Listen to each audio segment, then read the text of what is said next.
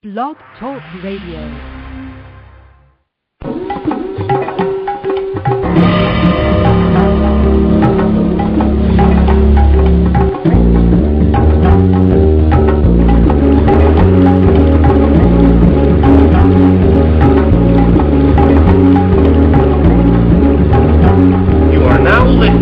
Enlightenment Evolution Network presents the Enlightenment Evolution Hour with your host, Rob Gauthier.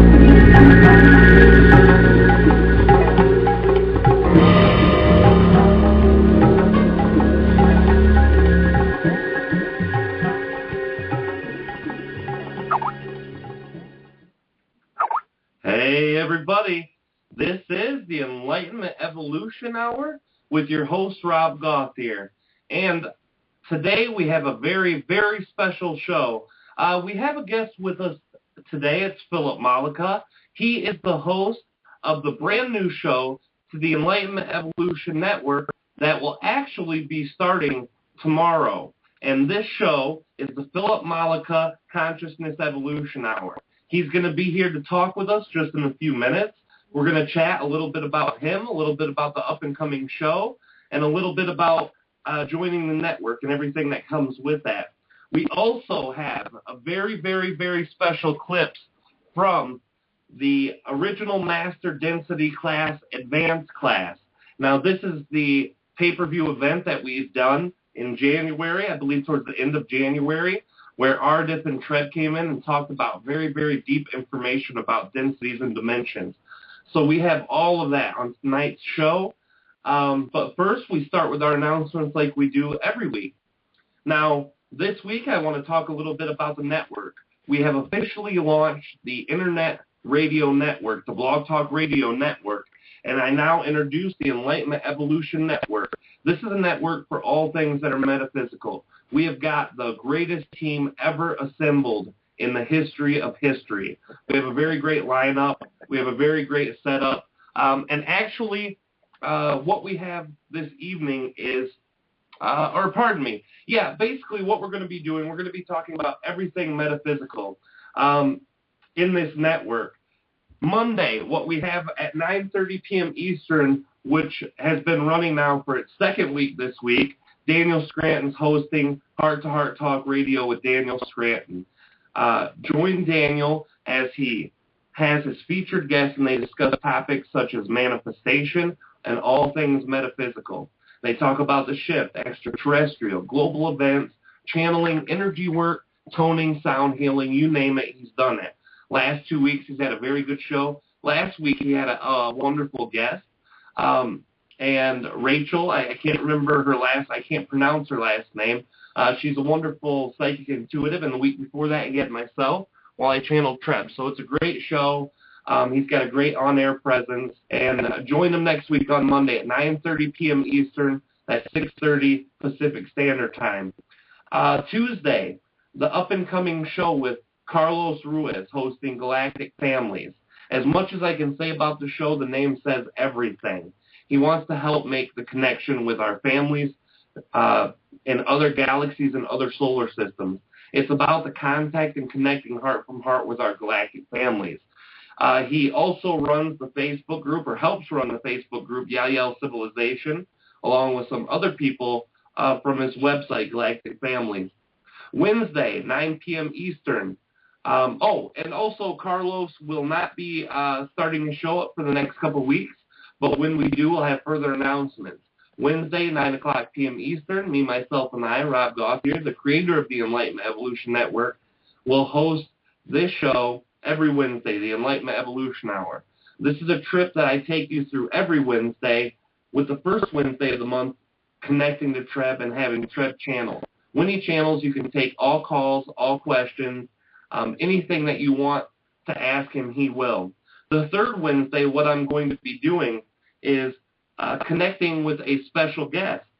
Last week, I had Brad Johnson, and he channeled Adronis. It was a very, very great show, very in-depth information, a lot of great things that were there that he talked about. He shared a lot of new techniques, a lot of exciting stuff. So that's the third Wednesday of every month.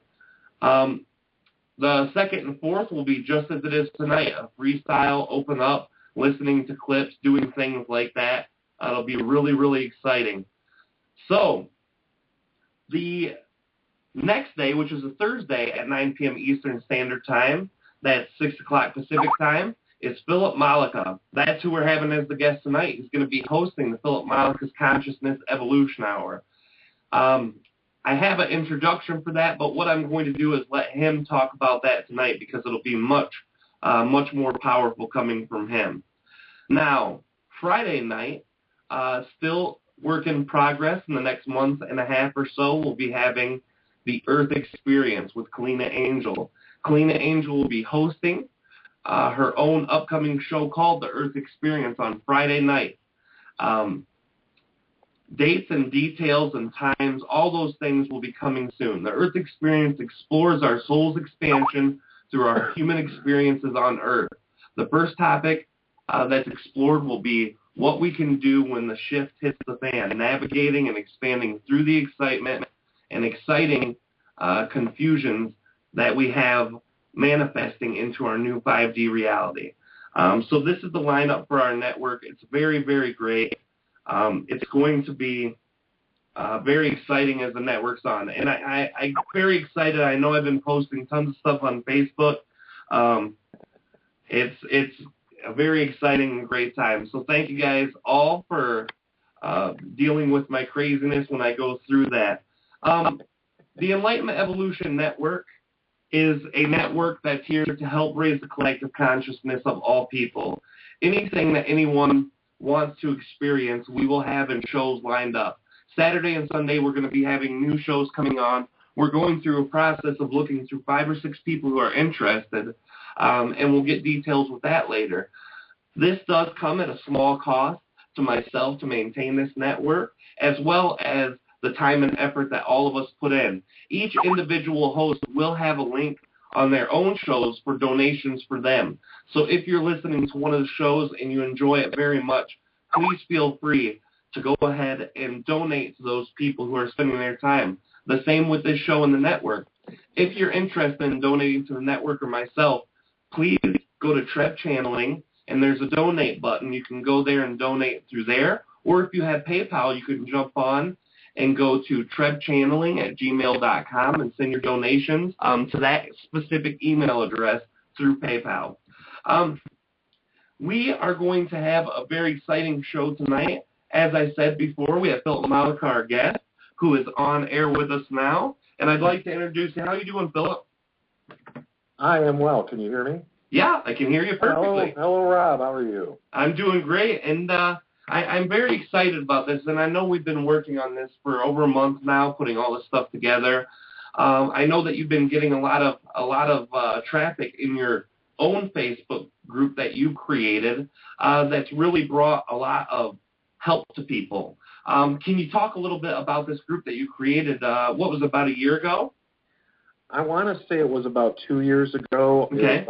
About the time that I took over a local meetup group here, which was originally an Abraham group that had formed here. And when I started in on this in 2009, first thing that happened to me was I was seeing a psychologist at the time who gave me an Abraham CD. It was actually the intro CD.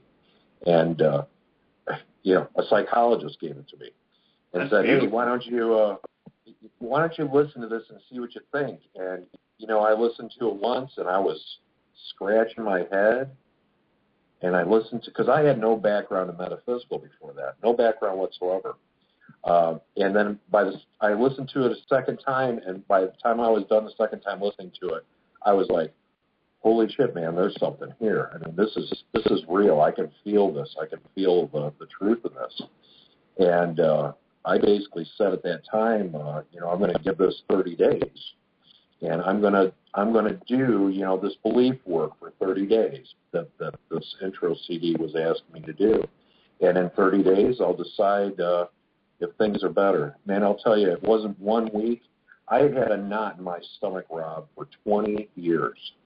I had had a knot in my stomach, and I thought it was just normal. I thought that's how everyone lived. Within 1 week of that knot went away. Oh my God! Within 2 weeks, I didn't have to wait the rest of the 30 days. I was like, oh my God, this is it. This is what I've been waiting for my whole life. So I can't begin to tell you how excited this Enlightenment Evolution Network, this is a culmination for me of everything I've been doing up to this point. And I, when you called and asked me, I was like, oh my God, this is just perfect. This is wonderful energy, and I love how this is moving forward. And I got to tell you a quick story about Daniel. I just love Daniel. Oh, so do I. He's great, ain't he? I just absolutely love him. But I'll tell you a quick story about him. I told you in 2009, this was like fall of 2009, I got this Abraham CD. Well, by January, Joanna and I decided that we wanted to go on an Abraham cruise, that we wanted to meet Abraham. And we booked it and went on a cruise that January. And who do you think was on that cruise, Rob? Oh, Daniel Scranton. Absolutely. We met him. We just automatically hit it off, that energetic thing. And we laughed and partied and we had fun. And there was a big group of us. I mean, we had 300 of us on this boat. And just 7 days of joy. And always kept up with Daniel after that. And then he started the channeling, and now to be in this Enlightenment Evolution Network, which shows it just absolutely blows me away. I'm just so excited about all this. It's so much fun. Well, it's amazing too that you actually got that from a psychologist. That in itself is a beautiful thing. It shows the validity of how powerful the information that's shared from a metaphysical standpoint can truly be.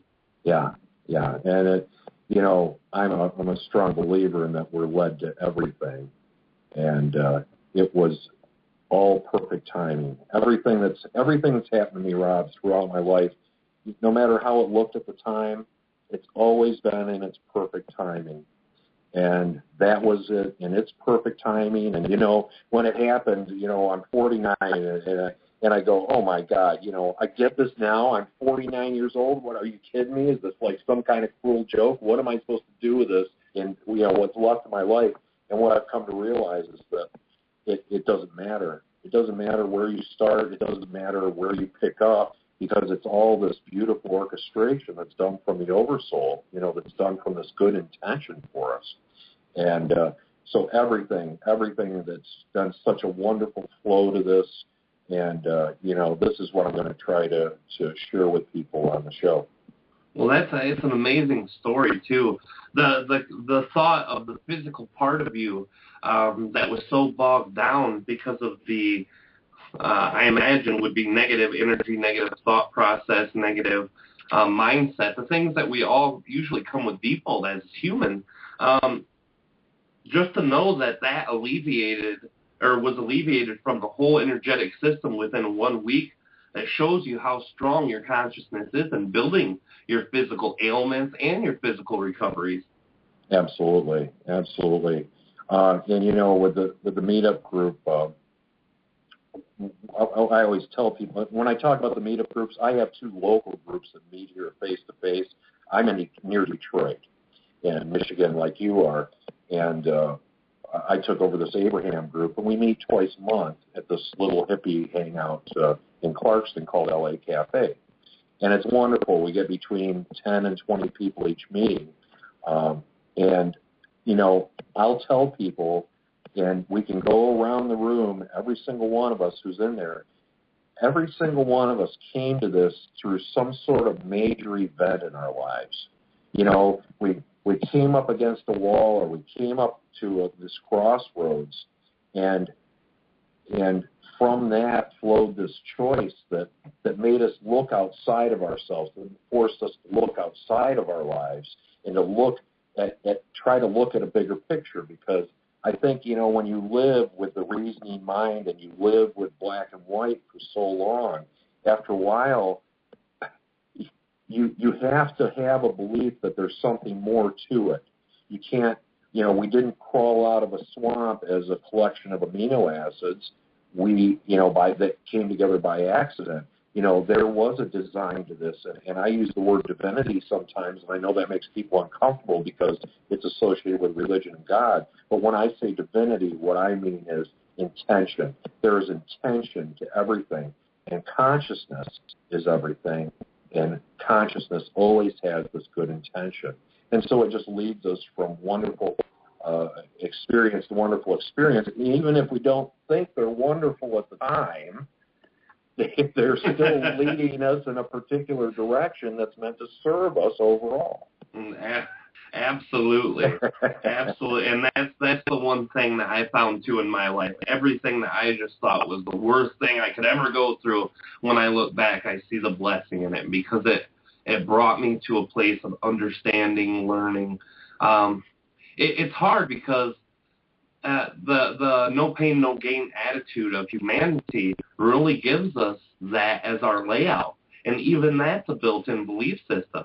So once we get past even that, then we can start learning lessons the much easier way.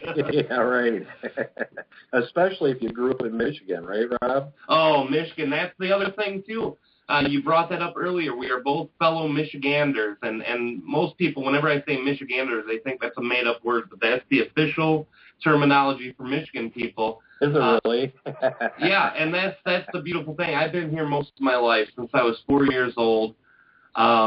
I grew up here. My dad was in the Army, so when I was 1 to 4 years old, or born to 4 years old, we were jumping all around the world. I've been to Germany, South Carolina, Indiana, all sorts of places, and then we landed here in Michigan. And as difficult as the state as it is with the winters, it does have a very, very beautiful energy about it, if you can get in that loop, but it also has a lot of negative energy if you get in. And it's just like any place you go, and a lot of people think this area has certain energy, this area. The energy you bring with you is what really kind of pumps that whole existence plot and theory out. Obviously, some places are easier to live than others energetically because of the way the earth energies are. But being in Michigan, how have you seen your Michigan experience? Oh, I'll tell you, I was born in Detroit and grew up in the suburbs here. And, to me, the Detroit area, Michigan in general, but the Detroit area specifically, there is such a passion here. There is such passion for everything. And you mentioned that no pain, no gain, you have to work hard for everything. The people that settled this were hardworking, heartful people. Sure. And you can tell by the music that came out of here and by the people that come out of here. I really am a product of this, and that I am a very passionate person, and I love to express myself, and I love to, and sometimes I have rough edges like Detroit does. We don't play that shit here. You know what I mean? But but I temper that with love and compassion, and but it has served me very well, and it has served my development very well, and I think it's no accident that I landed here. I think it has honed certain aspects of me that have served me very well. Absolutely, and that's, I think that energy of being here, it is a rough state to live in, the winter, all of the energy, but it brings survivors out, it does, and that adversity over climbing is something that does kind of stick with you in that spot too. So I never thought of it like that until you said it, but you put it beautifully. Thank you. Yeah, and such creative energy, too. I mean, this is the place of creation. The auto industry, all of the manufacturing that was the hallmark of here, as well as all of the wonderful tourist opportunities. This is it's a place of great creative energy, and I really think that's even more so than the passion. The creative energy that exists here, I think, is probably what I would term the hallmark of this area. Oh, absolutely. And it's amazing, too. A lot of people who are into the metaphysical community, a lot of people who really embrace the ideal comes from the West Coast. And I've met so many people from out there. But the more I get into it and the more popular this way of thinking comes, the more people I'm meeting from the Midwest and from the South. And the East and the bigger cities along the seaboard have always had their large communities or even small communities. I've heard in North Carolina, even a place as small as Asheville has a beautiful spiritual community for years and years. So. Yeah, Abraham does days there. When they tour, they do days in Asheville. Sure, absolutely. Yeah. So it's beautiful, and to see it here in Michigan too, having you run that group, it's been a great inspiration. And after my life ends up getting a little less hectic on the day-to-day level here in the next few months, I've already told you that I'm coming down there. Yeah. Colleen herself too said she'd love to come down there and check that out. We look forward to having you. Yeah, it would be a beautiful thing. Now, this group that you got on Facebook, Consciousness Evolution 2.0 is the name of the group, correct? Yes, that's it. All right, and when you got that was was that kind of the name and reasoning behind the name of your show? Yes, absolutely. Originally, I don't remember what I originally called that group, but I don't think it was Consciousness Evolution. It was going to be a sister group to the local meetup group here, a place where people, because we were meeting weekly or, bi-weekly or whatever in the local meetup group, and I wanted to have a place on Facebook where all these people who joined up to the local meetup group could come and get daily information. They could get, videos from YouTube that people posted, and they could get comments, and they could see what's going on, and I could stay in contact with them about the meetings and that type of thing. So originally it started off as that, and honest to God, Rob, it was a very small, intimate group up until about November, and then it just blew up. And we're at over 1,100 members now, just since November, 300 to 1,100 members. Wow. It's unbelievable. And what the great thing about it is people who are there. And, of course, that's what is the key to any group. And Daniel and you have both mentioned there's so much participation, heart-based participation of people who have come in and opened their hearts and they share. And people don't come there to argue, but people come there to explore. And there's so many aspects of this, as you know. And of course, my attitude with the group has always been, and I hopefully have reflected this throughout it, is that there is no one way. Of course, everybody is going to have their own unique way of going about this process that we're going through. And so the group really makes an allowance for all belief systems and all backgrounds. And, we try to give people the information that they're looking for. And people are just clamoring right now for this type of information because, let's face it, Rob, the mass consciousness knows what's going on. They know something big is happening. And a lot of them are, just starting to put their finger on it. And they're starting to look into these consciousness groups and some of the teachers and guides. They're starting to look into some of the other information that's available to them. And so I look at it as my job is to hold the energy for that perspective, hold the energy so that it's a beacon, and when people are looking for it, here we are. And the people that are coming in are just amazing. The people who have been there with me since the beginning and who have been contributing all this time, they're all like family. They're just like family to me, and I love them all so much. And I'm the most blessed person on the face of the earth to have to be in this type of a situation and with these wonderful people around me, such as yourself and all the other people in the group.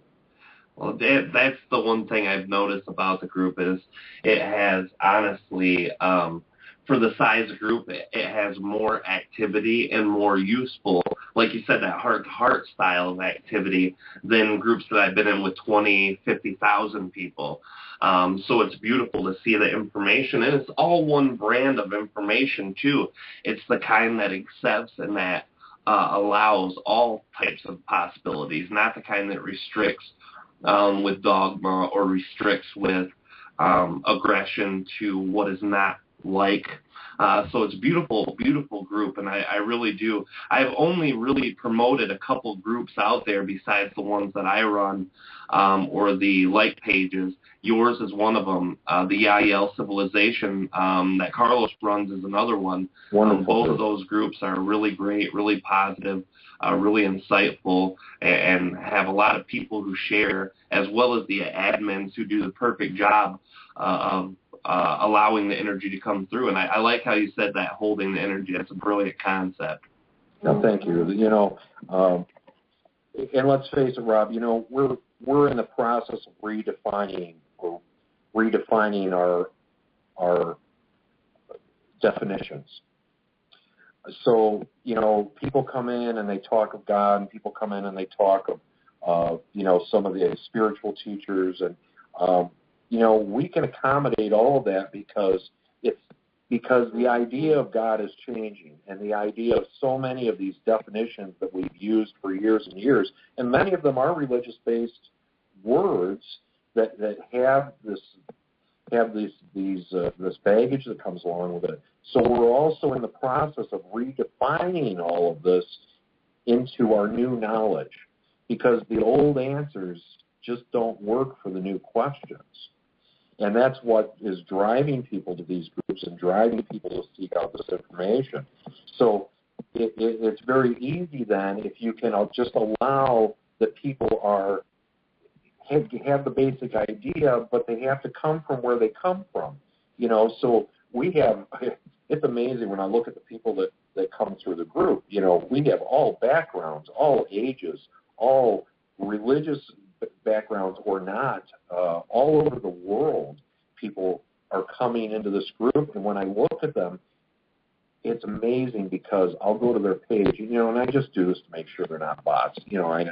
I don't judge people and say, oh, okay, you're this group. You know what I mean? Yeah. But I do go look at their page just to make sure they're not a bot. And when I look at their timeline, Rob, it's like, oh my God, they're saying all the same things we are. And people are listening to them, so I'm looking at people in North Dakota, and I'm looking at people in Iowa, and I'm looking at people in Texas, and I'm looking at people in Florida, and I'm looking at people in Peru, and I'm looking at people in Europe, and they're all saying the same things, and the people are listening to them. And we talk about that, and I go, we used to say 1/10 of 1%, it took 1/10 of 1% of the people of the mass consciousness to accept something in order for change to happen. And I'm saying, 1/10 of 1%, or we passed that ship sailed. That ship sailed, baby, because this is worldwide, and I don't care who you are, where you are. I think even if you don't talk about it, even if you don't share it, I think intuitively everybody knows that there's something going on. And, we talk about the public self and the private self. And I always say with people, I'm not concerned with what the public self does, because the public self does what they feel like they have to do. But I can feel in my heart so many people in their private self who have this inner knowing. You can see it in people's eyes, and you can feel it. You make the heart connections in the grocery store, and just the mail person, and it's amazing. It's amazing time to be here.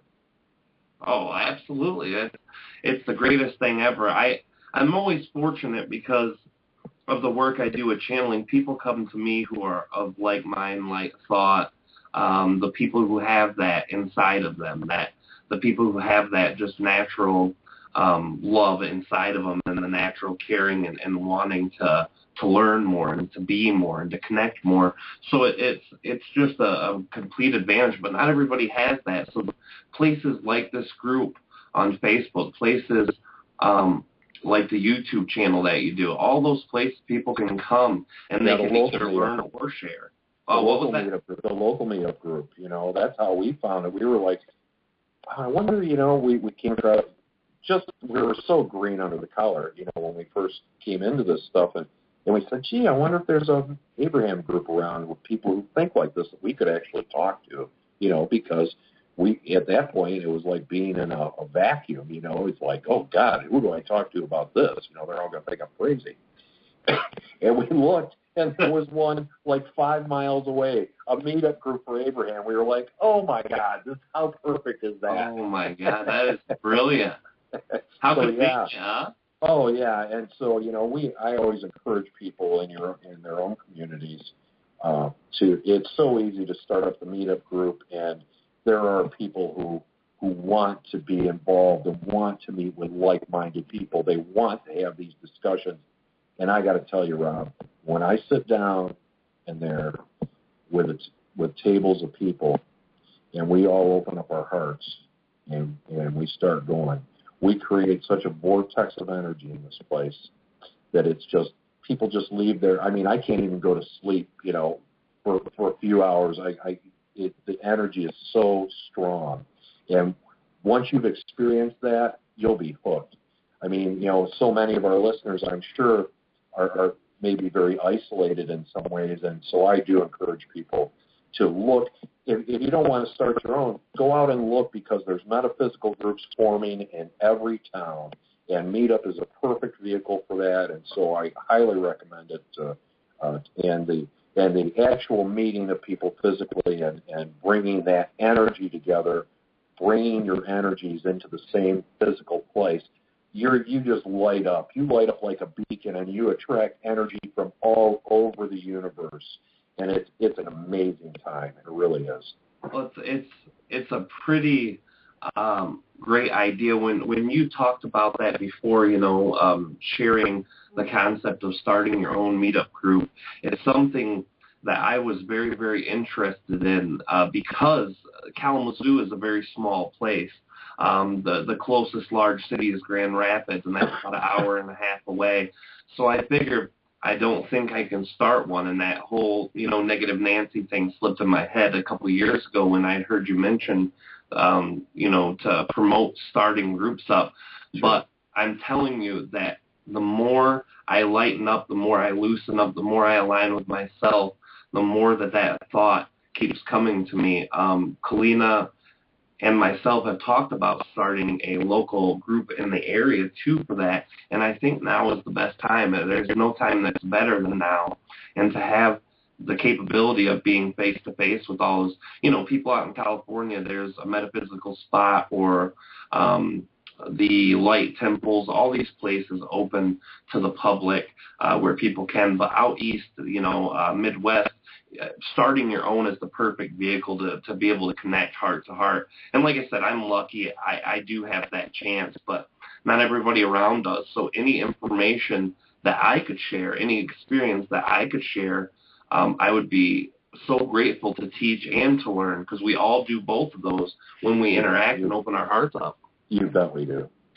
Absolutely. I've got a question now about your show. I would really like for you to talk to people and kind of let everyone know what is your plan for this show. Obviously, you have a very, very motivated concept that you want to bring that love and connection from that Facebook group and the work that you've been doing to a wider group, to a format such as the Blog Talk Radio, where you can open up the lines and have many people talk and discuss. So what exactly are you going to bring to this Blog Talk Radio network for people? Well, I'll tell you right now, I'm like a full balloon that someone's holding by the tail, because this show has been forming for the last 2 weeks, and it's ready to pop right now. I'm sure you can tell from our talk so far. Oh, absolutely. And that makes me so happy to see someone excited. When you get that excited about the work that you're doing, it makes every other aspect of your life, even the ones that can be rough most of the time, can make those so easy to deal with in comparison. Oh, you bet. It smooths it right over. But to answer your question, I think I mentioned that I started off with Abraham, and that was kind of my first introduction to the metaphysical ideas and concepts. Well, I had heard that Jerry and Esther had read stuff, and they talked about it here and there and talked about stuff on occasion. But I was meditating one day, and I had asked what I could do to increase, to increase the connection to my higher self. And I'm meditating there, and out of the blue, and you know how you know when it's the word, you know when it's the right thing that's being told to you. Well, I knew it, and what it said to me was, read the Seth books. Oh. Clear as a bell. And I said, okay, I don't know what they are, but okay, whatever you say, giant beard. So I bought the Seth books, and the 8 main Seth books, and I basically spent the next year to 2 years reading through them twice. And for me, that was a journey of my lifetime. I went through this process of rewiring my brain. Seth gave me, and for those of you who don't know, Seth is, the author is Jane Roberts, and she wrote a series. She channeled an energy gestalt named Seth, or he wasn't named Seth. He said that's what we could call him, but he is an energy gestalt, very similar to Abraham, for those of you who are familiar with Abraham. But the Seth material that is in the dictated books, and by the way, these were dictated by Jane and her husband, Robert Butts, took down the books in shorthand, and then they made these books. The information in those is so clear, and it gives you such a perfect framework to work from for the nature of your own personal reality and the nature of physical reality, that it's given me a platform from which to then continue to explore and to move on. Mm-hmm. So in that regard, Seth is my homie. You know, Seth is, that work gave me a framework from which to move forward. And I'll tell you that the one thing that I was thinking about this today, the one thing that Seth said that has always stuck with me, and every time some doubt wants to come in, or I want to question something, Seth said, consciousness is unlimited. And to me, that is such a profound statement, because it means, what that means to me is that no matter what I can imagine with anything that I can imagine with my imagination is true on some level. Oh, sure. And so that allows me to expand in, and that really has given me a good framework from which to expand into other areas that Seth didn't go into. And I'll give you a really good example of that, and this is going to be part of the show as well. So this is a good thing. So after doing this with Seth and going through that process, sort of at the same time, I was meditating, Rob, and I asked another question. And I said, what is my origin? And I'm meditating, and I got a word. And the word was Lyra. And I said, Lyra? I don't know what that means. You know, I mean, I wrote it down, and I said, okay, I'm going to have to look this up, because the only Lyra I know is Italian currency. You know, I don't know what Lyra is. But the first thing that I Googled and went to and found is the Lyran constellation of stars. Yeah. And the next thing that I saw was Lisa Royal Holt's Prism of Lyra channelings, where she gives you the whole framework of our galactic origins. And so I looked at that, you know, if Abraham was my first awakening, that was my galactic awakening. It was almost like two different events, but tied in, separate but tied together, because it's all still part of me. So from Lisa Royal Holt, of course, then I discovered Bashar, and I am an administrator for the Bashar Inspiration Group on Facebook as well. Yeah, also another great group. Yeah, it really is. And so I had this galactic awakening, and I've had some really wild contact experiences. Really great, amazing, incredible galactic experiences. And by the way, I want to mention, I'm so excited about Jay Carlos coming on and doing his show. I love that their Facebook group, the Yael Civilization. The people there, Vashta and Awaken Within, these people are doing wonderful work. And then the hybrid children community with Sharon and Dean and Bridget, and then the whole Bashar community. This is just icing on the cake for me. It's just, oh, yay, more friends, more fun, all right. So there's going to be a lot. We really are going to cover a lot of ground because, let's face it, if consciousness is unlimited, then there is no end to the exploration that we can do. So we're going to be doing, spiritually based ideas. We're going to be doing galactic and off-world based things. We're going to be doing all kinds of different things on the show. We're going to have special guests. We're going to have guest hosts, co-hosts. We're going to have special guest channelers. And I'll be honest with you, Rob, I haven't nailed.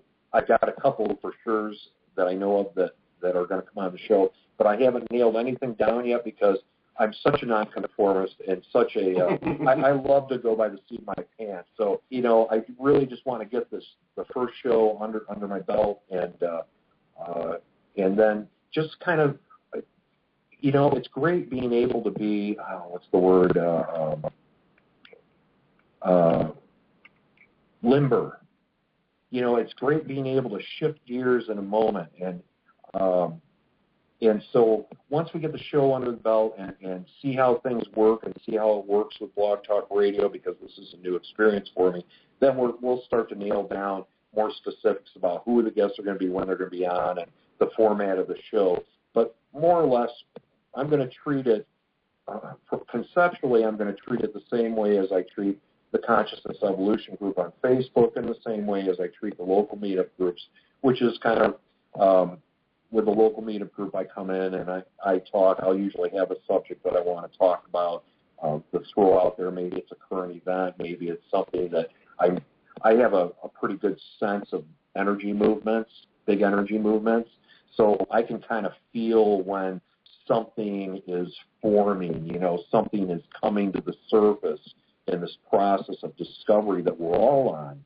And I have a pretty good track record of pinpointing those. So I'm going to take these subjects as they come into my awareness, and I'm going to bring those into the show. We're going to, we'll have some discussion about it, whether it's just me or me and a co-host, and then we'll bring in callers, of course, and then see where the callers want to go with that information. But that's going to be the kind of the basic layout of it.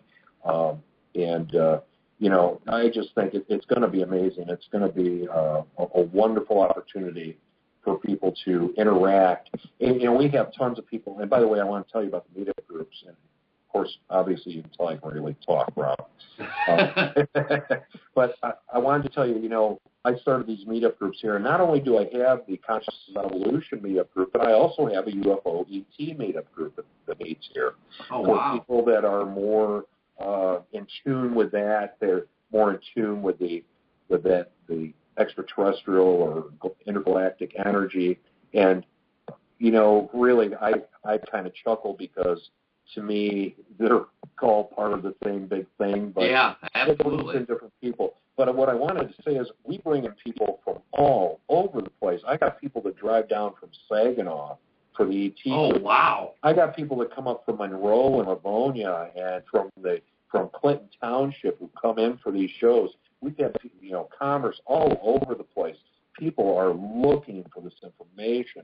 And so when we can provide it like this in this kind of format on Blog Talk Radio, oh my gosh, Rob, I can't tell you, how pleased I am for the work that you've done over the years. You put so much time and energy and effort into bringing this to the mass consciousness, and I for one so appreciate that, and I'm so excited for this next step because I just think this is just going to be an amazing ride.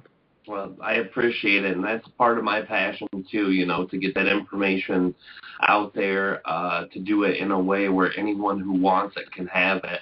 And I know that excitement's in you, and that's kind of why you got brought into that co-creation of making this network happen, because your excitement is there and because your knowledge base is huge. And one of the greatest things I've seen you do is delve into the Seth material, and it's funny because your Abraham was my Seth. When I first started getting into the spirituality in general, it was very religious based. It was spirituality church or spiritualism church that I connected to, and I learned to meditate, get into that, and then I meet Treb while I'm learning to meditate. And during the Treb, the first time I ever met him, I talked to him, and then like 2 or 3 other times afterwards, I said, "How do I know that what you're telling me is true? How do I understand this? It feels right, but how do I know?" My brain still overtook my heart back then, so I questioned everything. It was the life I had, so I had to. Sure. And I said, "How do I do this?" And he said, "Talk to your friend." And when I talked to my friend, there was 2 channelings that were mentioned in this UFO show. My friend is a big UFO nut. And when I talked to Scott about it, the information was only a little part, about 2 minutes long, about this channeled information. One was the Law of One, the other was Seth.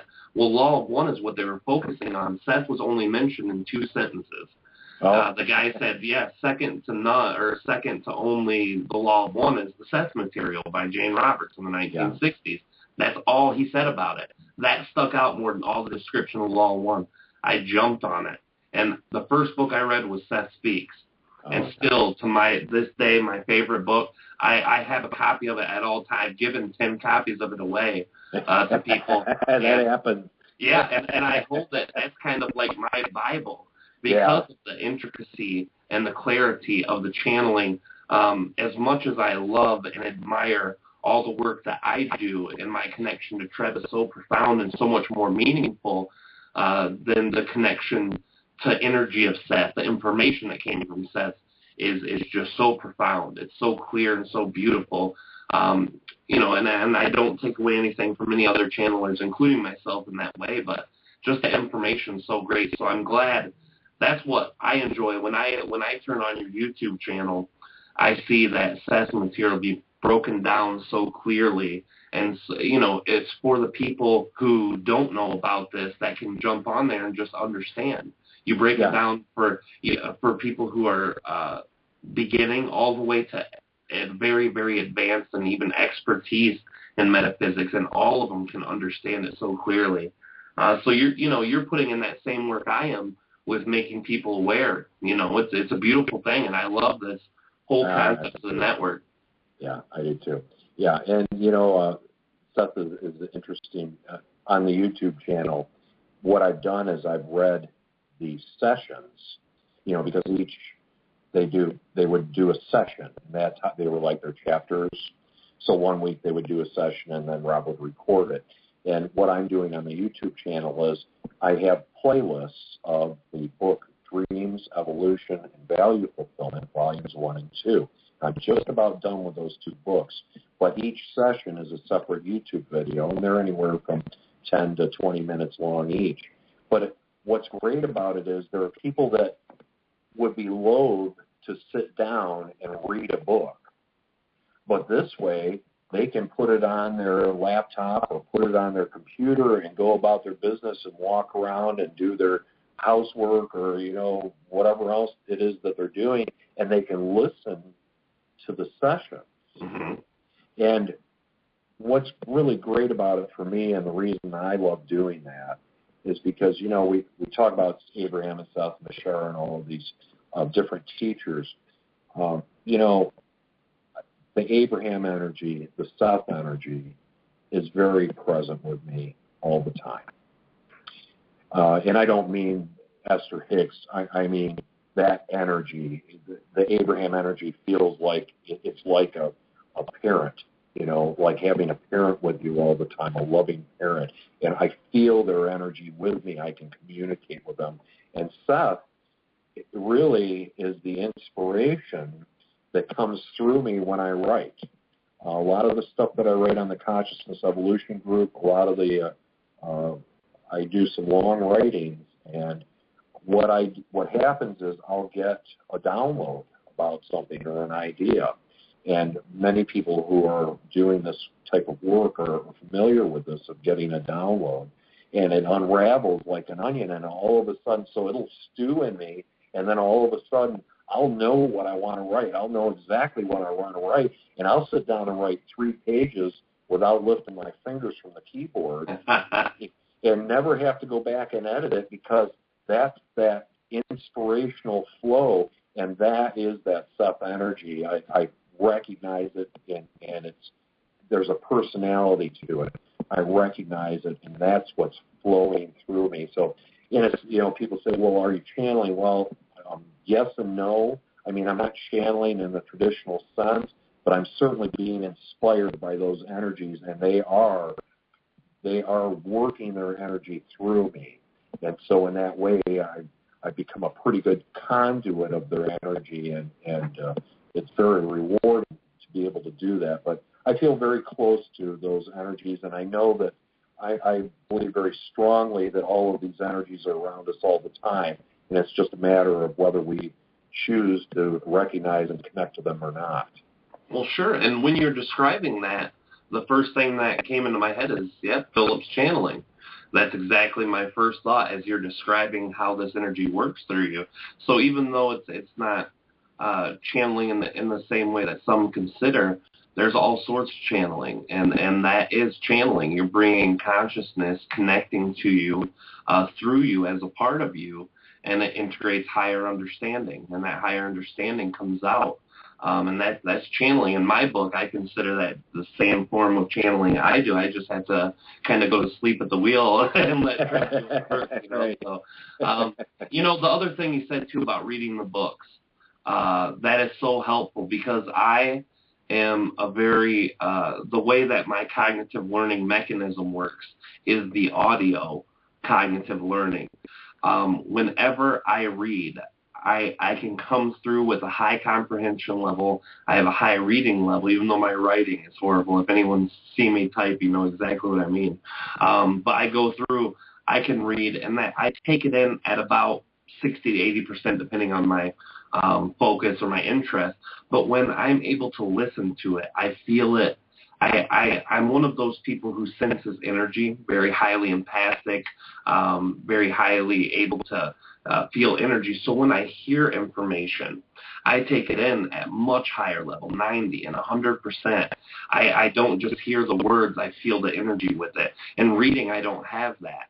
So for someone like myself, that is so much more useful. And in fact, one of the very oldest things that I ever did on YouTube long ago was I took an audio Seth PDF and turned it into a text file, and then put it to a talk-to-text program on a computer, so that people would be able to listen to Seth speaks. Yeah, great. And it was very useful, and that's how I, to this day, I still have that file in whole. It's like 11-hour file, 11-hour MP3. Wow, that's cool. how I listen to Seth. Yeah. So it's very useful and very helpful in that way. Before we jump off too, Philip, is there anything, any idea or any message that you kind of want to share with everyone about the work that you do, or about joining you on the show? Anything that you want to talk about? I just want to let your listeners know, who don't know me, that my whole idea is, number one, to hold this energy. I try to take a broader perspective, and that's always been my thrust through much of this, is to begin to look from the broader perspective, to begin to see things from the higher levels. And when you get to that point, a lot of the 3D stuff, and I don't even like using those terms but it starts to fall away, and you realize that you can love everything, because that's what being in the fifth dimension is connecting with love. And so once you start to open your heart and realize the power that is within you, you're living in 5D. And the one thing that I am going to do is I'm going to steal an Abraham line here, I'm going to use every trick in the book, every tool at my disposal to give the listeners a sense of their own power and their own abilities to do this. You don't need anybody. You don't need Seth or Abraham or Bashar or me or a pastor or a parent or a peer. You are an amazing universe unto yourself, and you have the power within you. And I'm going to do everything I can to show you that power in yourself, which will allow you your own journey. Amen, brother. The way you put that was perfect, beyond perfect. It's such a wonderful thing to know that you do have the power to change everything around you. And that's kind of the focus of this whole network. The name in itself says it, enlightenment. We're trying to enlighten ourselves through knowledge, through love, and it's about the evolution of ourselves and our souls going through this journey, and all of these things is going to teach you your own divinity. And I know, like you said, that word is a loaded word, but it does carry a lot of power if you put the dogma version of it away and understand that we all are creators. You bet. Well, that's beautiful. And Philip, I want to thank you so much for coming on the show today, talking to the listeners. Everybody who wants to listen to Philip's show, tomorrow will be his very first show. If you've enjoyed what we've talked about this evening, please go show your support. And that's at 9 o'clock p.m. Eastern, 6 Pacific time. You go to the Enlightenment Evolution Network page or the Enlightenment Evolution Network group, and you can look in there. I'm sure if you go to Philip Malika's page, he'll have that link on his site. You can also go to Blog Talk Radio and the recent shows. Go there. I'll be posting on my page, Facebook page as well. So go ahead and go there. And pretty soon it will be easier to find all of these shows because we are going to have a website up within the next couple of weeks. I'm hoping within the next month we'll have it up for sure, but we're trying to get it done and squeeze it in the next few weeks. But everybody, please support him. You can call in his show. You can call in my show. You can call in any show on the Enlightenment Evolution Network at area code 347-308-8788.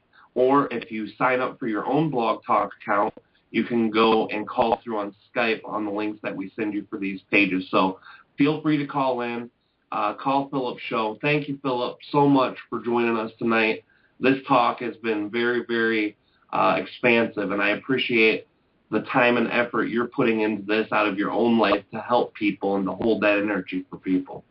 I love the talk we had tonight. In fact, we're going to have to do this again real soon. Oh, absolutely. And I'm always available to be a guest on your show, too. If you ever want to chat, I'm here. You bet, buddy.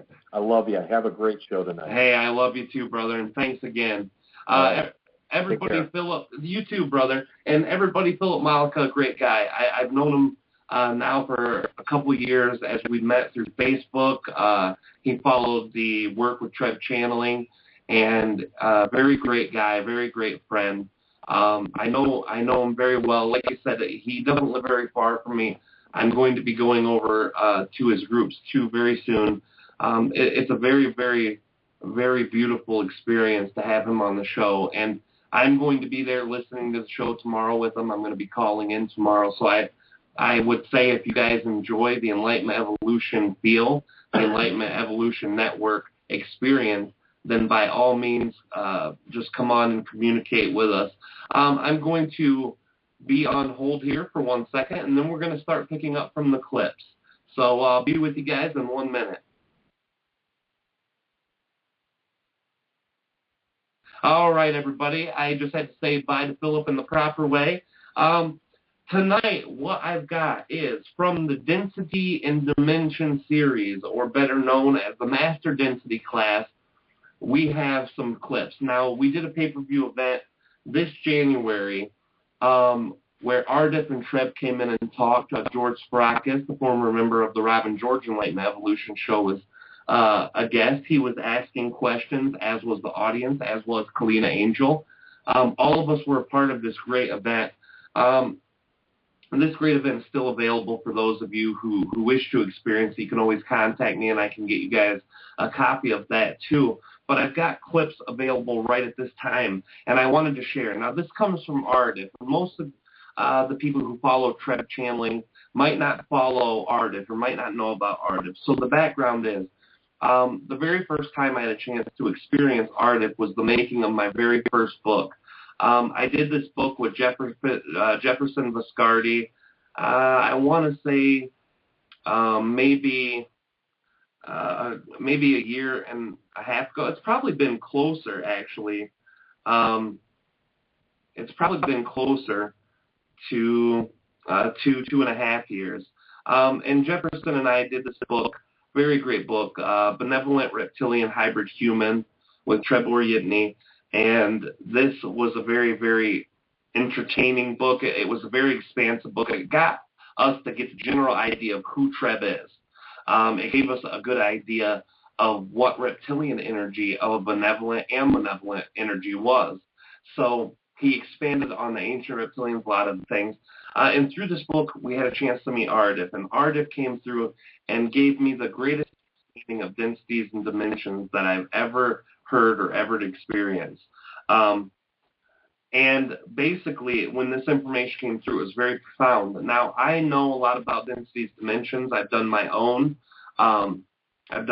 experience with teaching that on the Blog Talk Radio, and I did a series called Master Density Class, and through that series, I gave a lot of basic information. Within a 2-hour teaching period, I was barely able to skim the surface. That was Master Density Class 101. It's still around on Blog Talk YouTube if you guys ever want to listen to that. So I decided, let's get a event for Treb and Ardif to come in.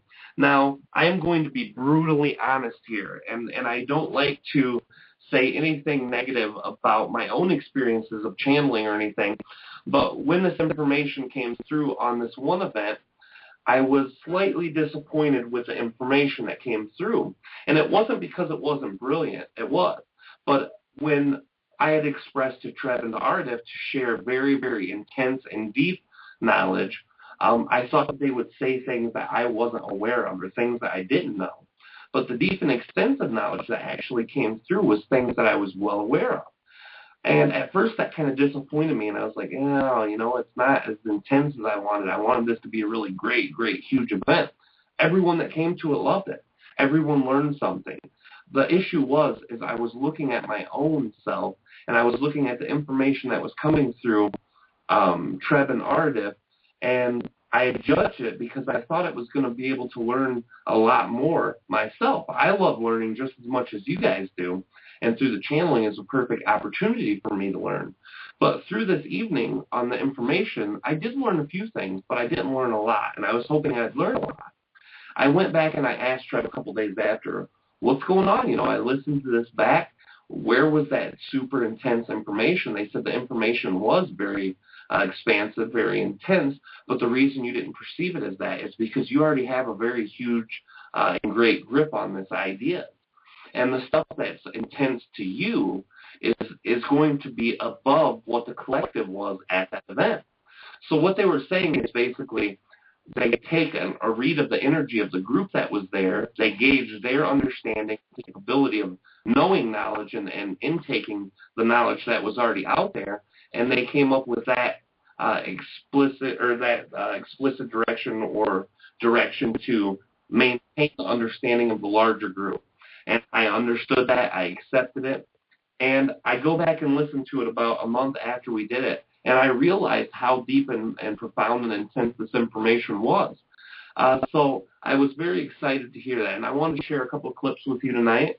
I've got 3 clips. They're in between 3 to 5 minutes. So I'd like to share the first one. Now, this is Ardif introducing himself, and this is Ardif talking about incarnation cycles as a part of the density and dimension. you have to realize this density and dimension information is so expansive, so large, so huge. To talk about all of it would literally take tons and tons of different sessions to do it. Myself and George talked to him one time, and we had an hour and a half and barely cut the surface. I talked for 2 hours just about the basics and barely cut. But this jumps right in at a great level, and I think you all can appreciate it. So here we go. I'm going to go ahead and play this clip. I wish to express good evening to all of you. Now, what Treb has requested me to share with you is about the incarnation cycle. So the way we begin is the only way one can begin with these subjects, from the very beginning. You are already aware of the creative power of the Creator, of the creation in itself, as we have shared this with all of you before. So let us start in the creative nature of one incarnation cycle. In the universe that we reside in at this time, we have decided that it is functionable to create consciousness in a fractalized way, that this is the most appropriate way for the universal setup, that the setup that we have is quite functionable in any way that we choose to experience physical existence. And physical existence is why we are all here. We are playing through this matrix of wonderful experiences as well as wonderful information. The information will flow through each individual as quickly as they allow it to. When they are mixing this with the love that they are given from the Creator, this makes quite the wonderful painting. This makes quite the wonderful experience. So I will paint my own picture of expression of wisdom and love as well. We start at the beginning of this incarnation cycle. I am through the same oversoul as the entity that you know as Treb. I am through the same oversoul as the entity you know as Rob. Both of these entities share my incarnation cycle. So let me share this story of the incarnation cycle with you. As Treb has explained that linear time is the only fashion that you are able to experience, so we will place it in a design, in a framework that is more suitable to you, in a linear fashion. It is true that the coalescence or the collation of all of the particles from rock and gas and electricity and water combine, and this makes a planetary consciousness. It makes a physical planet that is able to be walked on by all of us. So this is being made. As these are being made, more planets are being made. The stars are being made. And as this star forms in the center of all of these planets, it begins to ignite with consciousness. This is its own evolution. This in itself is its own ascensional level. This ascension takes hold of this star and ignites it into a bright, shining ball, one that's capable of giving energy and warmth. Now, the solar system consciousness will begin. Before this, it was all first density entities placing themselves in such a very excited dance of creation. It was first density entities striving to be what they are. And this is the collective consciousness of anything that it chooses to be. As Earth is formed, as Earth is growing, the star is growing. As Earth is growing, Venus is growing. As Earth is growing, Mars is growing. Each one of them having a plethora of different lives, a plethora of different existences, a plethora of first and second density entities flourishing upon all of the surfaces. And this is why this becomes such a beautiful story. Each one having its own existence. Each planetary collective is choosing to have an existence of its own making, of its own capability and its own experience that it wants to experience and choose.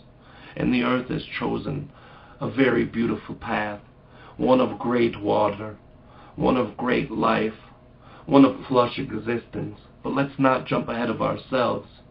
Let's not jump into the way of showing each step in an individual fashion. You know the evolution of Earth. Your scientists have taught it very well.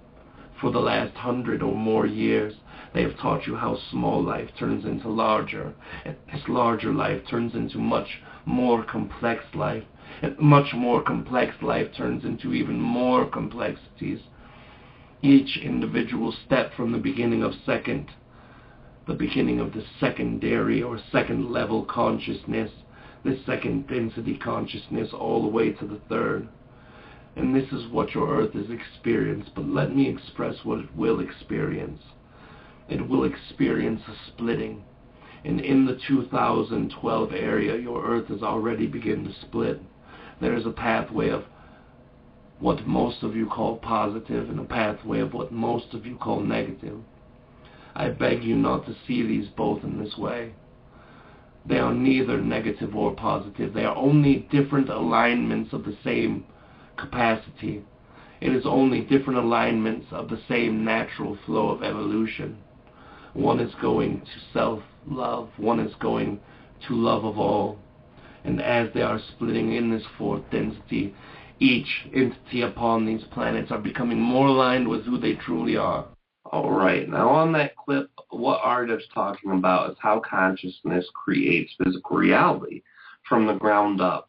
And if you guys want to join this conversation this evening, we've got a little bit of time left. Feel free to call in, and I will be taking callers very soon at area code 347-308-8788. So for those of you who are on hold, I will be getting to you very soon. You can call that in, and we could chat about what's being talked about tonight and or whatever you feel like talking about. As you know, this is one of the freestyle days, so there's no set topic. But since I played the clip, we're going to talk about the clip. What Art is talking about is the physical making of the solar system in general. Now, the incarnation cycle carries a lot of different avenues. When we incarnate into one system, we come in as an eighth density collective consciousness. Now, what this eighth density collective consciousness is a collective consciousness of collective consciousnesses. What it is it's one gigantic energy that manifests itself physically into a star. And as the solar system is forming, all of those eighth density entities is there, and it starts breaking itself up. Now, when it starts breaking itself up so that each individual portion can have their own experience, how we perceive it is planets being formed. Now, for those of you who know, and we'll talk about this a little deeper here later because he brings this up a little later, each planet as it grows, as the rocks come together and they compress and they make planets, each one of these is an individual consciousness. So if you can imagine a large ball of consciousness breaking up into the 8 planets that we have, there's more than 8, but let's stick with how the scientists see it for a minute, and then the sun itself. So 8 of these consciousnesses are breaking apart.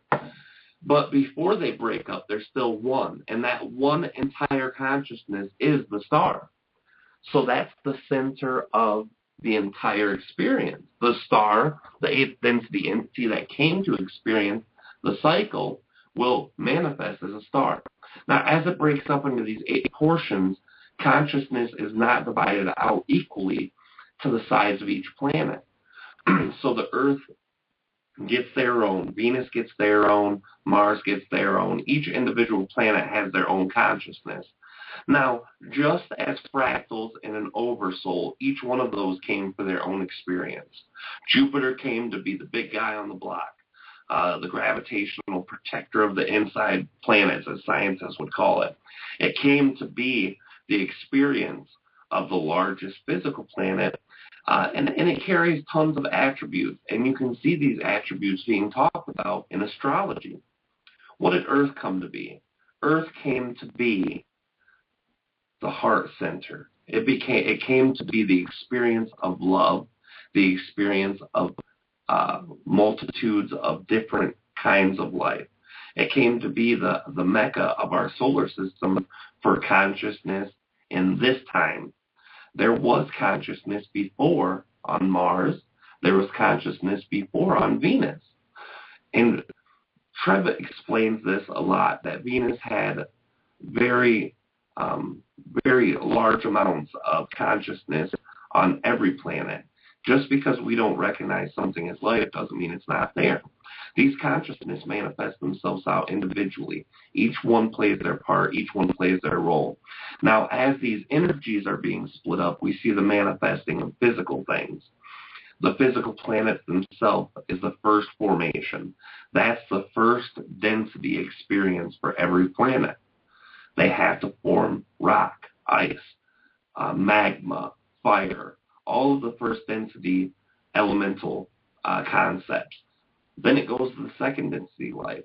That's the bacteria that grows after the planets start cooling, when water starts coming down from the bombardment period. We look at the history, and he talks about this in the next clip. He says our scientists have the history of our planet fairly well. They understand how it formed, how life got here. But what they're not seeing is how consciousness is linked to that. What they're not seeing is that this evolution that they see is actually a design. And it's wonderful that Philip talked about that with synchronicity. He said it wasn't just the pile out of the Google. It was. Physically it was. But spiritually, emotionally, energetically, it was consciousness. Consciousness making a plan to live. That's the incarnation cycle. And he's just beginning in the first density talking about the true forming of the planets. Now, before I get to this next clip, I'm going to take caller who's been there for a little bit this evening. 360 area code, which means that this is our wonderful, lovely Risha. How are you doing this evening? Oh, there you are. How are you doing, Risha? Oh, there you are. How are you doing, Risha? Hi. Excuse me, I got to turn down my... Yeah. Whoa. Now, can you hear me? Absolutely can. Oh, good. I was listening actually both on my computer and my phone. I just want to say this is really interesting. I love three things I want to say. First, I'm really loving how the consciousness network evolution network is really taking hold, and really it's going in a spiral. Lots of energy, drawing in lots of people. It's really great, Rob. Really happy about that. Oh, thank you. And the second thing is it kind of bears saying, I said it once before, but I'm going to say it again. I love people with wonderful minds, and I have a pretty good mind myself, and I love the information, you know. I've listened to both of your master density classes, and I love the information. But something that I got from Ardif when he was on the last time, on the clip that you played on that show, was there was an energetic transmission that has absolutely nothing to do with the mind that was so powerful that sometimes I say, okay, I can actually let go of understanding with my mind, and I get filled in a way that my mind doesn't even understand in my heart. From especially that last the show from the clip that you just played was so powerful, and I wanted to reiterate that. Well, thank you, Risha. I appreciate that. Like I said, for me, and I never really admitted that publicly until now, there was almost a disappointment when I heard the playback because I was so interested in learning more than what I already knew. And a lot of it was just kind of stuff that I had already learned through my connection with Treb and our private talks, because the density and dimension thing, I mean, that was just a huge interest to me. We've spent, if you put all the time together in linear time, we've spent months and months of the years that we've known each other talking about that. So I have a better understanding than the average person who walks around who's just learning about this does. So when they're sharing these profound and beautiful things, to me it didn't seem so intense. But people like yourself, people like Savita, people who were at that event who enjoyed the information just came to me within the first week. Most of them, like you came in the first evening, the first day after, and was just like, wow, this is so wonderful and beautiful. So that really did help me see that the information was profound, and it was just my own self judging it because I was in such a hype and like, hey, I'm going to learn something new. I'm a dork that way. I know, isn't it great? Well, and then you realize that you're walking into the place where you're already carrying this knowledge, and so many people don't have it, and so many people are going to get on fire just like you were for understanding it. So you've already got the library inside, and so you'll be spreading it, around bit by bit and gem by gem as people are going to really want to know more. And at the same time, there's this balance, I think, that must go on between the mind and the heart. And it's a great thing to work, to feel how we're changing energetically without even the mind. You know what I'm saying? Oh, absolutely. We're changing energetically, where at one point our mind probably will be secondary to something else sure. not even aware of. Well, it's a beautiful point you made, and that's something that I'd forgotten that Art had brought up. So many people get wrapped up in what the mind does and how the mind creates, but the mind doesn't create anything. The mind itself, the physical human organ that we call a brain, is a lump of meat. Now, granted, it's a fantastic, wonderful, very delicate and very intricate piece of meat, but it does help us with the function of thought and memory. But that's all it is. It's a computer for the actual physical body. What comes through us is the energetic transmission from the chakra system of our heart and knowledge, and from our heart is where everything starts. So it's a beautiful point, Risha. Yeah. Thank you. Thank you for reflecting it back to me. Well, and then I would go, and I don't know if you'll have time to get into this, but and I think we did talk about it on the show from where you're playing the clips. But how when we get into the third, fourth density, how we as creators were created and did create ourselves as humans from elements from all over the universes, how the Anunnaki or the higher dimensional beings manipulated our DNA. I guess my question is, when you were talking about the first density and the eighth density creators, did they talk in that about how our galactic history is? Did they talk about the creation of humanoids? They didn't in that specific talk, but they have talked about it before. And there's a lot of beautiful concepts when it comes to that. When it comes to humanity in general and how our creation came through as a galactic, that's just another bigger part to the cycle. You see these planets breaking off into individual consciousness, but all of that is physical mechanics from another entity too. These great big clusters of stars are like another collective. They call them star factories, which is a smaller particle of the galactic consciousness. And the galactic is co-creating this, the solar system or eighth density. So the eighth, ninth, 10th density entities are all working in tandem. There's a scientific thing. It's called the Mandelbrot fractal.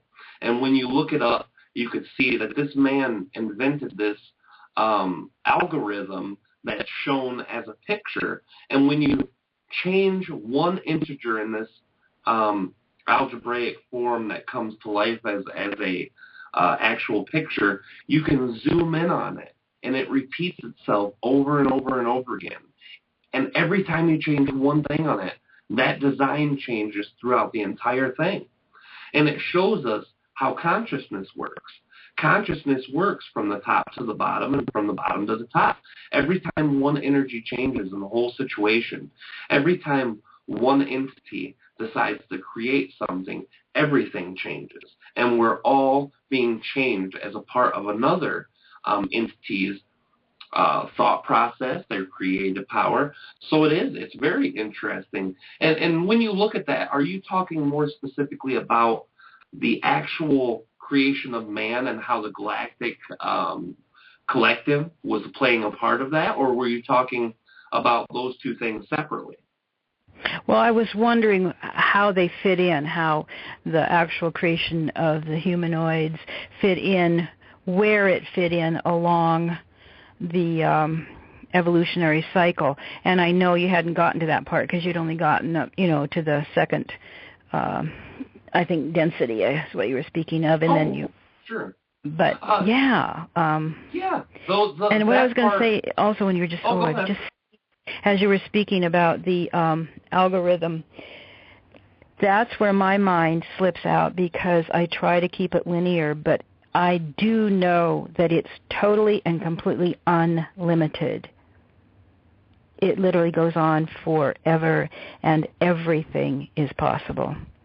Hard one for my mind to grasp.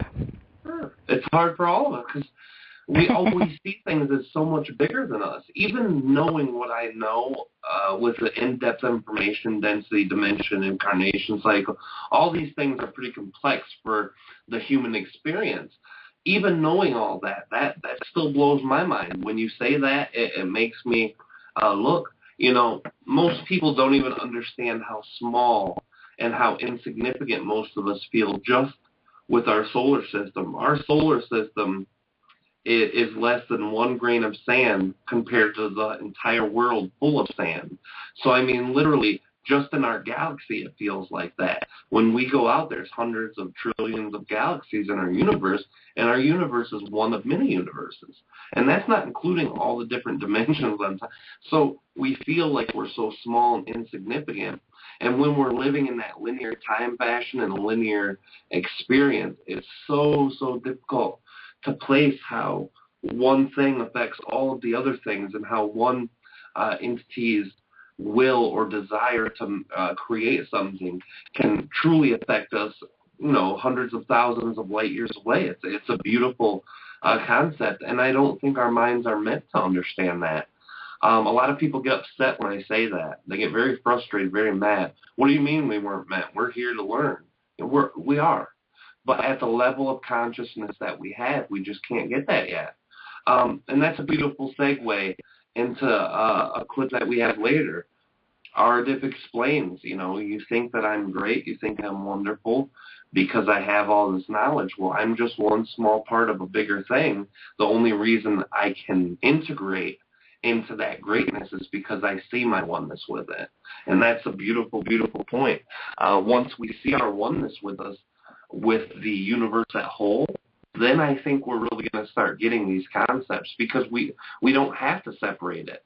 Right now we're separating ourselves from another planet. We're saying we're Earth, you're Mars, we're different. Well, we're not different. We're one.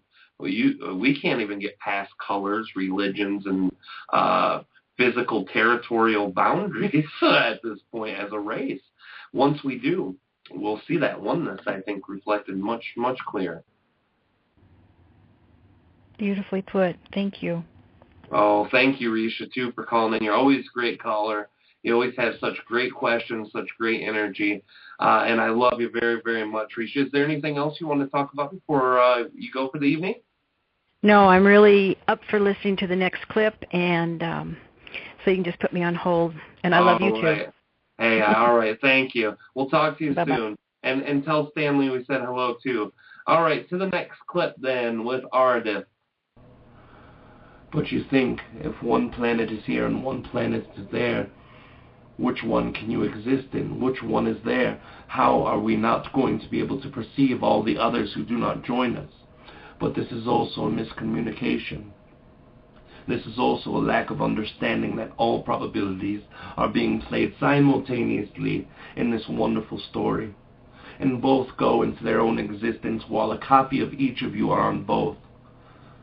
Right now, the Earths are separate. This is why you experience the juggling of positive and negative in your life. You have not decided which planet to stay on, and there is a version of you on both of them. You have not experienced the way to make sure that your own heart aligns with your mind. This is where stopping the resistance within you will find your true path. If it bothers you to be nice, then quit being nice. If it bothers you to be angry, quit being angry. The more resistance you let go of, the more path you will find, the one planet you will choose. And as Earth continues in its path, it goes down this very beautiful pathway of separating polarity, of having one and the other upon each side. And both of these are magnificent.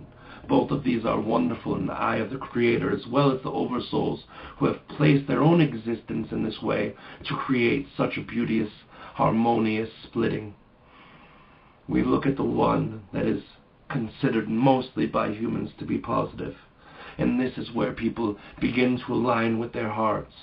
They begin to align with the understanding that loving themselves is loving all, and that loving all is loving themselves.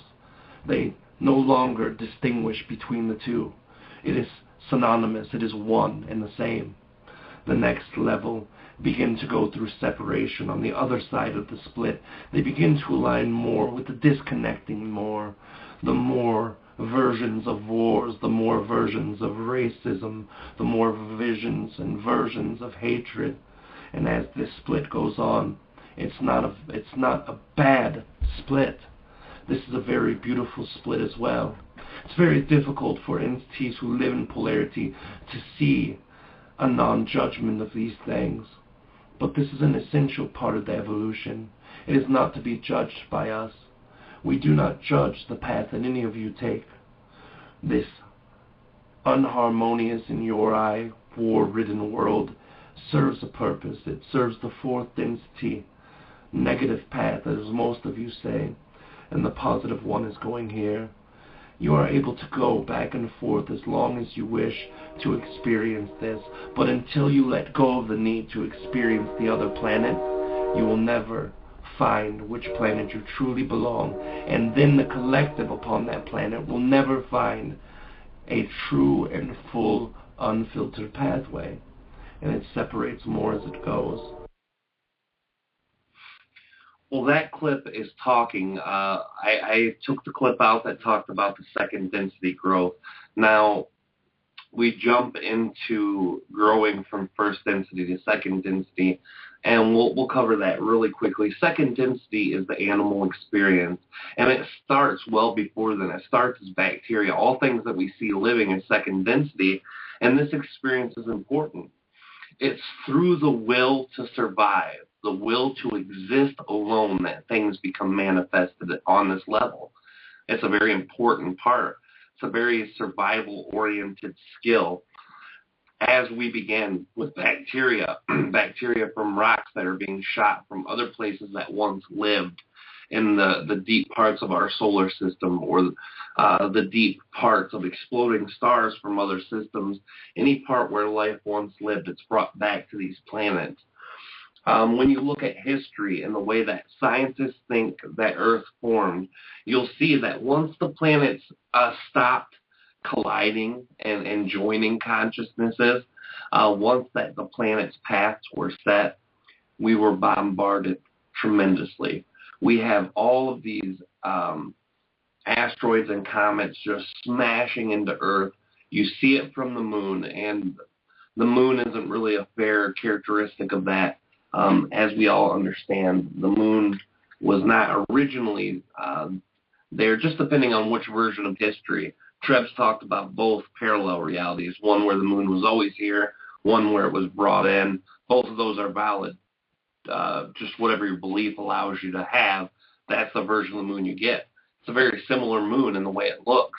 So let's go with the bombardment one, because that adds credence to the way that our beliefs are with the way life forms here. So we get all this bombardment hitting the Earth, the new Earth, the water Earth, and water starts being added. A lot of these comets have ice, and they're getting smashed, and the water's melting. And there's thousands of them that are hitting the Earth every day, all the planets every day. And the planets that are rocky, like ours, are gaining water. Venus, Mars, Mercury were lush with water. And in the water, in the electricity, in these chemical reactions of the first density, their will, and it's hard to think of a non-physical or a non-living thing to have its own will, but it does. I assure you, all consciousness has will. By the will alone of these first density entities, wanting to expand, they create minute life. They create the first DNA. They create the first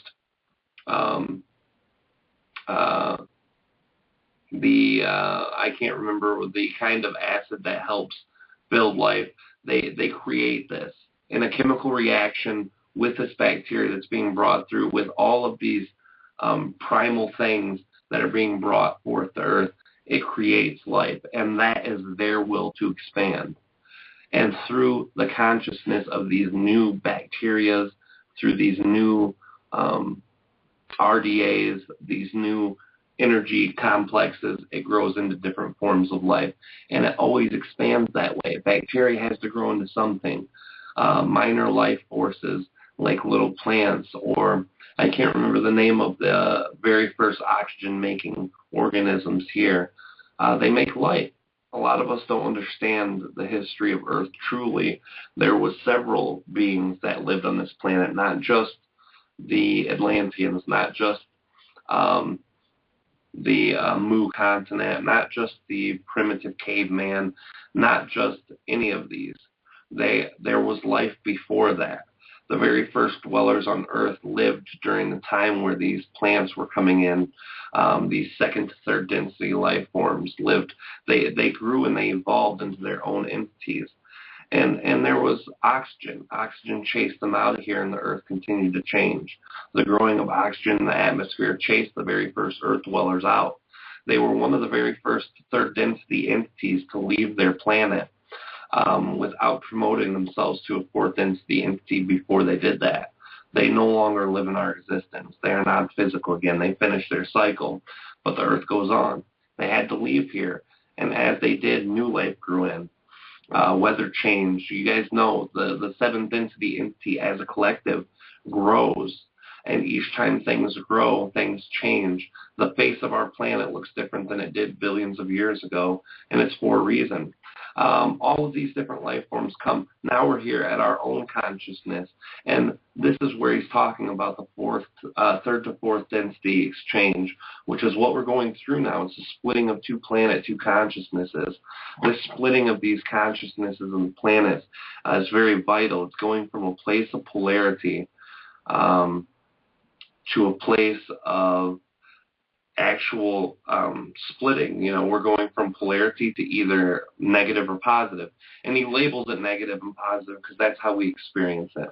Positivity of the heart, negativity of the heart, oneness, non-oneness. And this is what separates the two.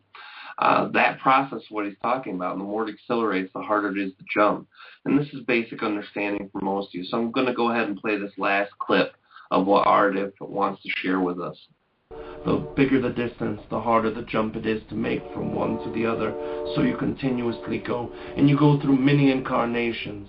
You cannot stop at one. You know the evolutionary path. There's not one kind of human. There's not one generation of humans. There are many generations, many paths. The elongation of life that Rob spoke of, this vessel that I am sitting and connecting with, spoke of how evolution shows a true pathway of consciousness and the way it's integrated from a non-physical to physical. And this is the truth of how many lifetimes, many cycles must be had to perfect these one ideas.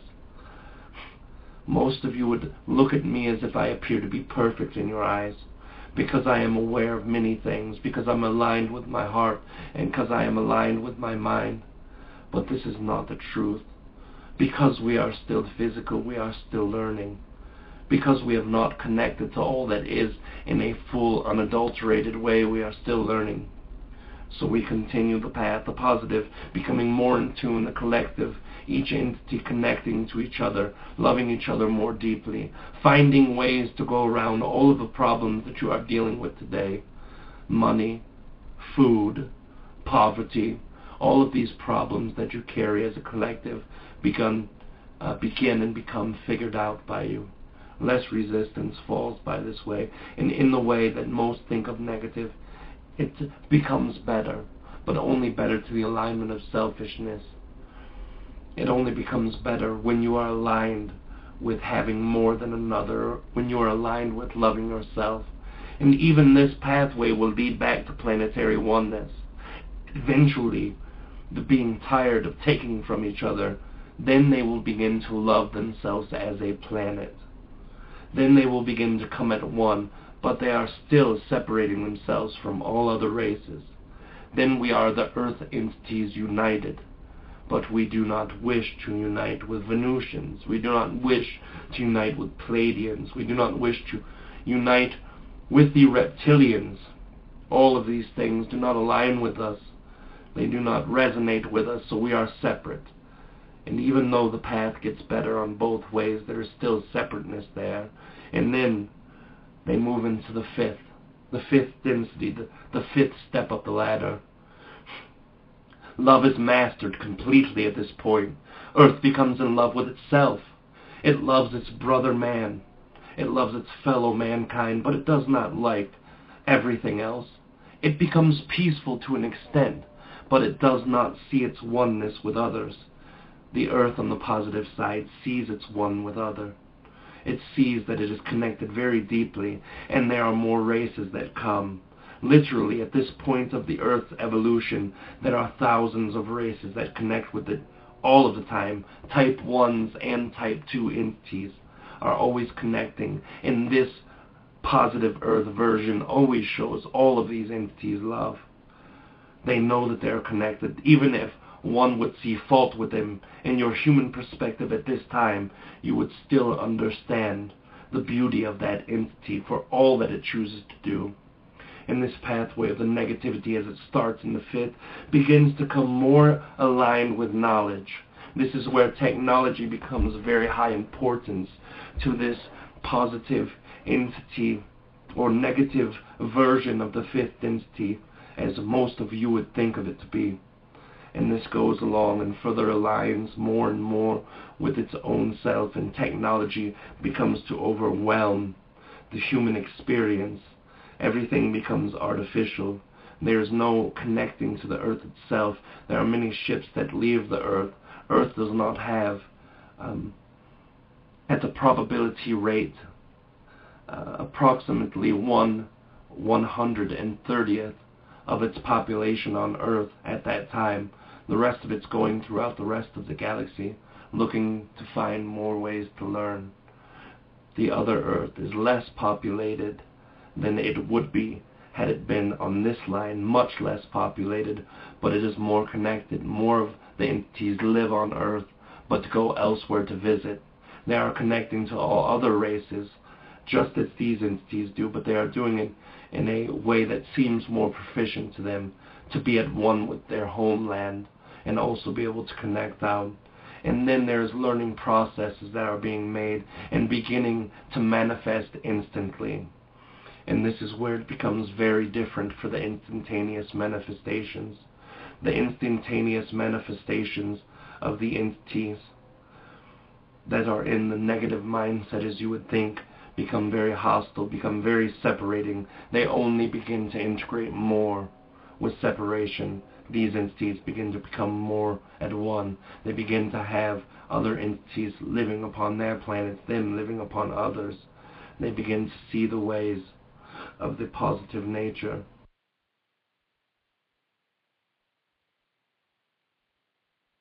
All right, so basically what's being talked about there is the third and fourth density experience, or the fourth and fifth density experience.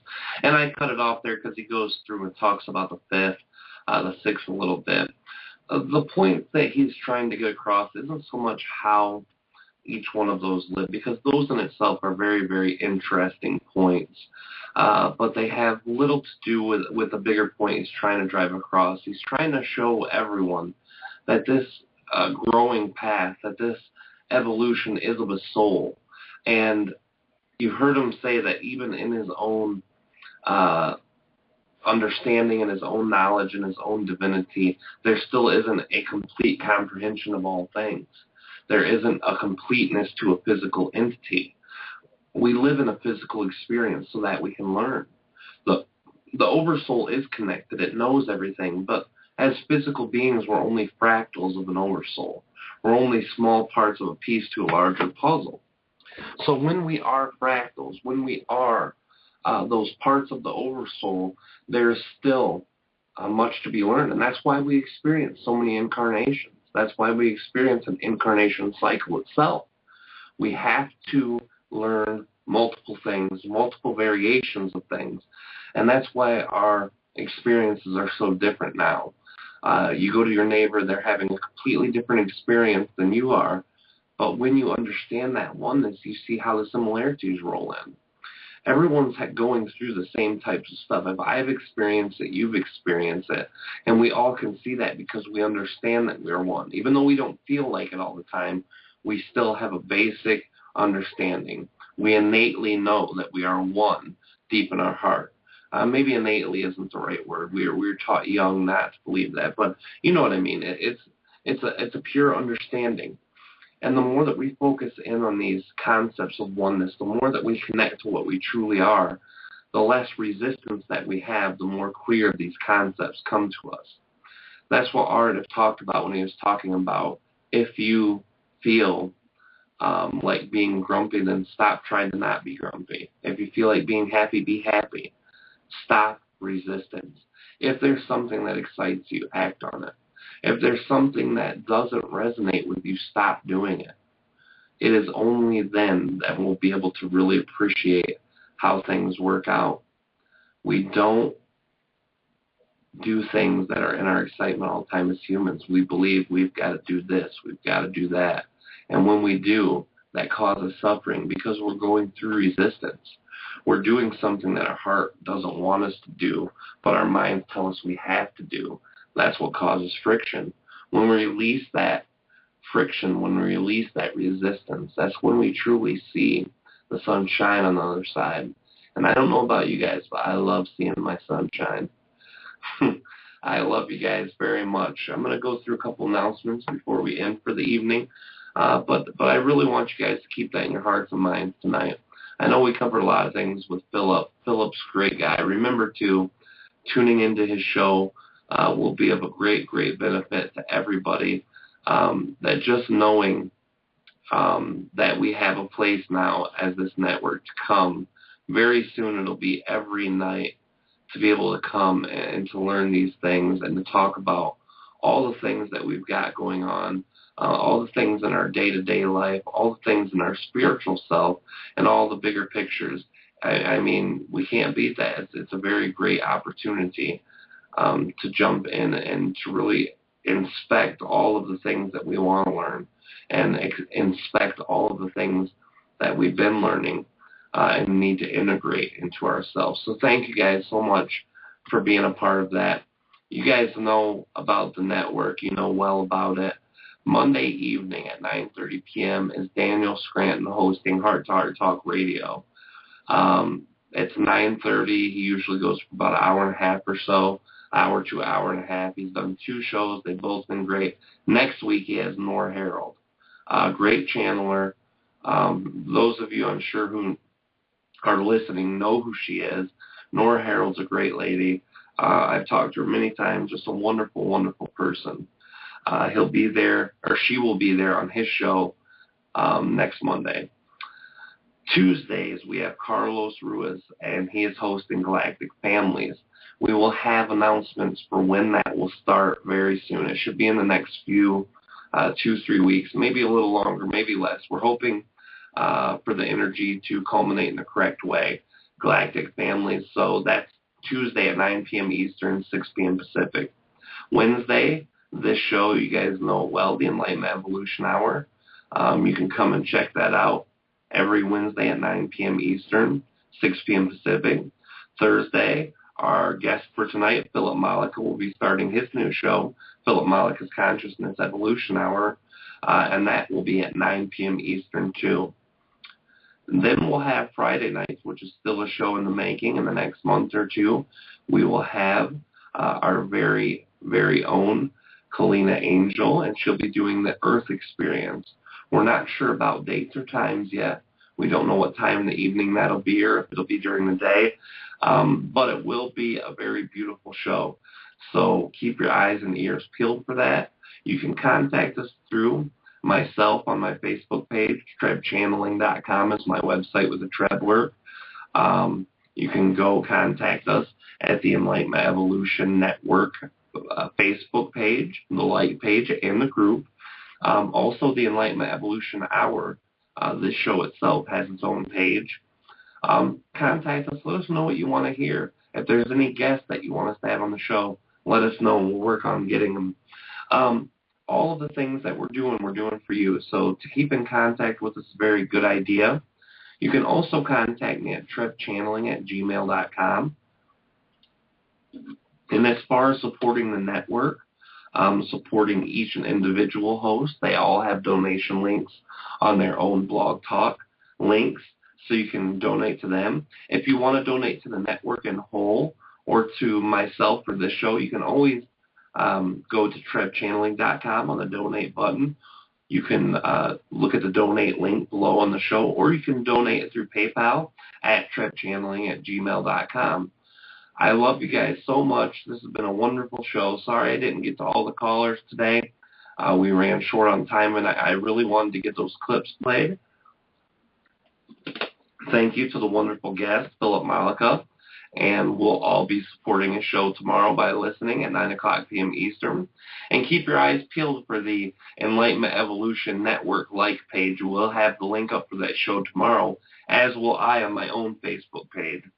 I love you guys all so much, and thank you guys for being with me tonight and being here with me for the last 9 months as we've made this Enlightenment Evolution Hour show come out to you guys. You guys have helped co-create that in a way that's so special and so dear to my heart. I love you guys so much, and I will talk to you next Wednesday. I will be here at 9 o'clock p.m. Eastern Time, as I am here every Wednesday night at 9 p.m. Eastern for the Enlightenment Evolution Hour. I love you guys, and I will talk to you next week. We'll see you then.